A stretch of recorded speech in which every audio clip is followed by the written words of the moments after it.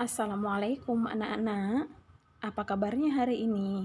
Mudah-mudahan kalian semua dalam keadaan sehat dan tetap semangat untuk melaksanakan pembelajaran online kita. Anak-anak, pada pagi hari ini kita akan kembali belajar tentang tematik subtema 2, pembelajaran 5 dan 6. Sebelum kita mulai pelajaran hari ini, jangan lupa untuk membaca doa terlebih dahulu ya nak, supaya aktivitas dirahmati oleh Allah Subhanahu wa Ta'ala. Masuklah kita ke pembelajaran yang pertama, yaitu tentang otot merupakan organ gerak manusia dan hewan. Otot adalah jaringan yang ada di dalam tubuh manusia, berupa alat gerak yang menggerakkan tulang. Otot bekerja dengan cara berkontraksi dan berelaksasi. Jadi otot ini termasuk organ gerak aktif yang menggerakkan tulang. Otot-otot ini menempel pada tulang, sehingga kalau tulang itu disebut dengan organ gerak pasif atau diam. Fungsi otot pada manusia menjalankan dan melaksanakan kerja.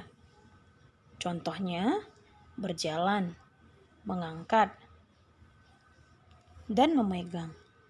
Makanya tadi Ibu bilang bahwasanya otot itu merupakan organ gerak aktif, sementara tulang itu merupakan organ gerak pasif. Karena tulang baru bisa bergerak kalau digerakkan oleh otot. Yang kedua, menggerakkan jantung. Dan yang ketiga, mengalirkan darah yang terdiri atas nutrisi, oksigen, dan lain-lain. Selanjutnya ada macam-macam otot nak. Jadi otot ini terdiri dari 3 macam. Yang pertama ada otot polos.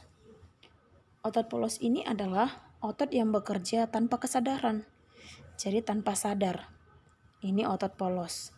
Ciri-cirinya waktu kontraksi antara 3 sampai 180 detik.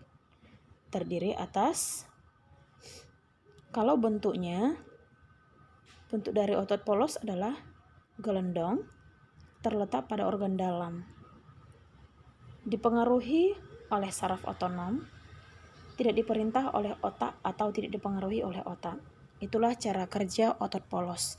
Terletak di dalam tubuh, organ dalam, misalnya jantung, lambung. Ini dia bekerja tanpa henti di badan kita. Tidak ada juga perintah dari otak. Yang kedua ada otot lurik. Otot lurik ini dia merupakan otot yang menempel pada rangka tubuh manusia. Ini kita gunakan dalam pergerakan. Jadi kalau otot lurik, dia bekerja ini di bawah kesadaran kita nak. Otot lurik ini bekerja di bawah kesadaran kita. Jadi, tapi kalau otot polos, dia bekerja di bawah alam sadar kita. Meskipun kita sedang tertidur, meskipun kita sedang berjalan, sedang berlari, nah organ dalam tubuh kita tetap bekerja tanpa ada perintah dari otak. Itulah yang disebut dengan otot polos. Sementara otot lurik ini, dia bekerja di bawah alam sadar kita. Kita sadar. Karena dia letaknya pun untuk ciri-cirinya coba perhatikan. Bekerja secara sadar dan dengan perintah dari otak. Kemudian melekat pada rangka. Perhatikan gambarnya ya. Kemudian mempunyai pigmen mioglobin. Yang ketiga, ada otot jantung. Kalau otot jantung ini adalah otot yang bekerja secara terus-menerus tanpa istirahat atau berhenti. Otot jantung ini merupakan perpaduan antara otot lurik dan otot polos. Karena adanya persamaan yang ada pada otot jantung, misalnya berfungsi dalam memompa darah ke seluruh tubuh. Itu adalah fungsi dari jantung, untuk memompa darah ke seluruh tubuh. Otot jantung ini bekerja di bawah alam kesadaran manusia.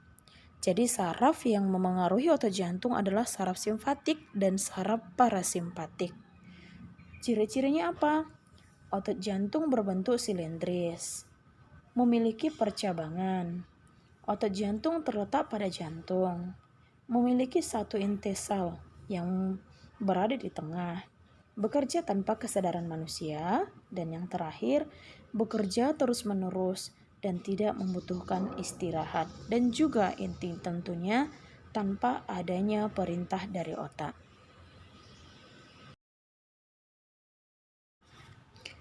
Anak-anak Ibu, untuk tugas kita hari ini, buka bukunya halaman 117 tentang Aderai, Bina Ragawan Perkasa Indonesia.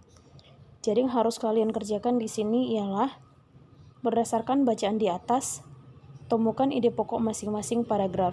Jadi di sini ada 1, 2, 3, 4, 5, 6, 7 paragraf. Kemudian kalian carilah ide pokoknya. Ingat kembali materi yang sudah Ibu ajarkan bagaimana cara mencari ide pokok. Bisa kita temukan di awal paragraf dan juga bisa kita temukan di akhir paragraf. Cukup sekian untuk pertemuan hari ini. Ibu akhiri dengan salam. Assalamualaikum warahmatullahi wabarakatuh.